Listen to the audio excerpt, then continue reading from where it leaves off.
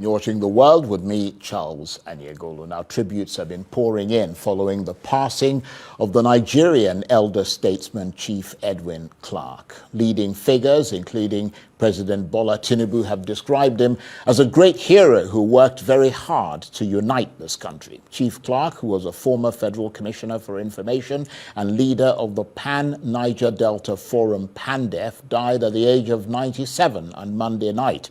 His family have not yet announced details of his funeral.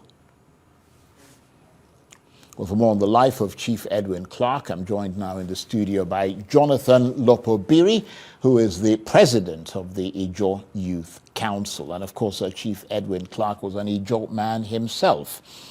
Tributes, as we mentioned there, pouring in, and all of them glowing from every quarter, including from President Tinubu himself. I guess that tells us what kind of a towering figure Chief Edwin Clark was.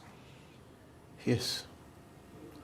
Clark to us was more than just a leader of the Ijaw people, but he was a prominent voice for freedom and justice. He was a champion for justice for all humanity, especially for minorities in Nigeria. So, though his death came as a shocking news to all of us, we know that, death is the final denominator of all life.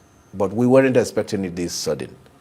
We are saddened by it, but we are happy by the legacy he's leaving behind. Right. And how well did you know him personally? I mean, how did you encounter him in life? Quite personally.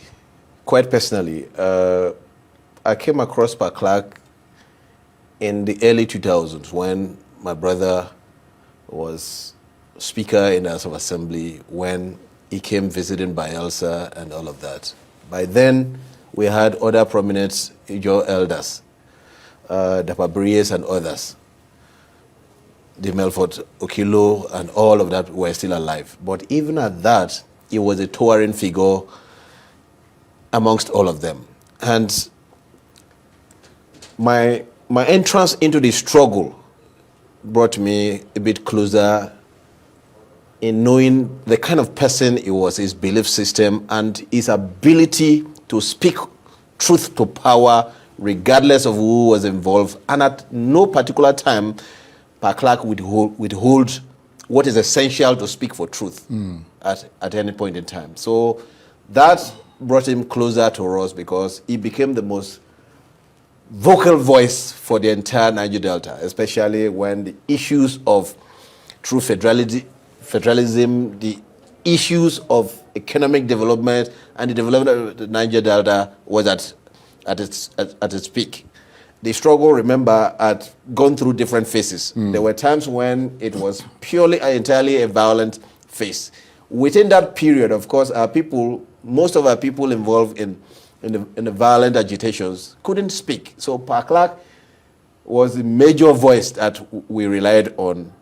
The IYC, the INC, and Pa Clark was the leading voice for everybody. So his house has at several times been invaded by Nigerian military, and so many times he's been harassed. Yet Pa Clark won't hold back his voice. Right.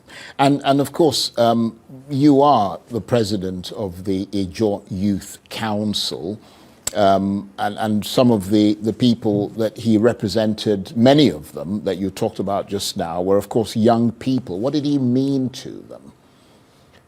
For us, he was one bundle of wisdom based on history, practical experience he's had, and his unfading ability to remember events and people that his life had come across is quite unprecedented.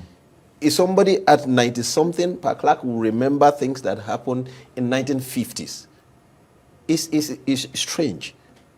Is somebody to learn from, and we are happy by the legacy he's leaving behind. In fact, for Ijaw Nation and the Niger Delta, which he represented and fought so gallantly all his life, we'll greatly miss him, and we're struggling how somebody can fit into that I mean, he was, of course, 97 years old, which, I mean, clearly he wasn't a spring chicken. But, I mean, do you know what actually led to his death? It will be wrong for me, even if I know, it will be wrong for me to state it here, because the family, regardless of they haven't who said he it. represents, the family needs to formally. I'm just actually coming out Right. from his house after I signed the Right. condolence visit. And also, I'd use this opportunity to direct that all the flags of the Ijaw people, especially the Ijaw Council in all the zones and chapters across the world, be flown at half-mast, and then a 3 days mourning for our great father. Indeed. So how best, I mean, because obviously he was from the Niger Delta, but I mean, he touched people across Nigeria. How best do you think Nigeria should remember him and immortalize him? I do think that I would recommend that the federal government of our nation must immortalize this man, this sage, with a federal government's asset, just as airports are now named after leaders of our nation who have made huge contributions to our growth and our development. And Paklak falls into that category of the Obafemi Awolowos, the Pa Adebanjo, the Amadou Bellos, and all of that.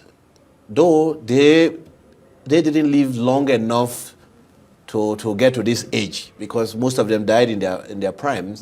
Paklak, by grace, lived up to 97. So it's something of celebration instead of mourning, because his legacy will be remembered for a long time.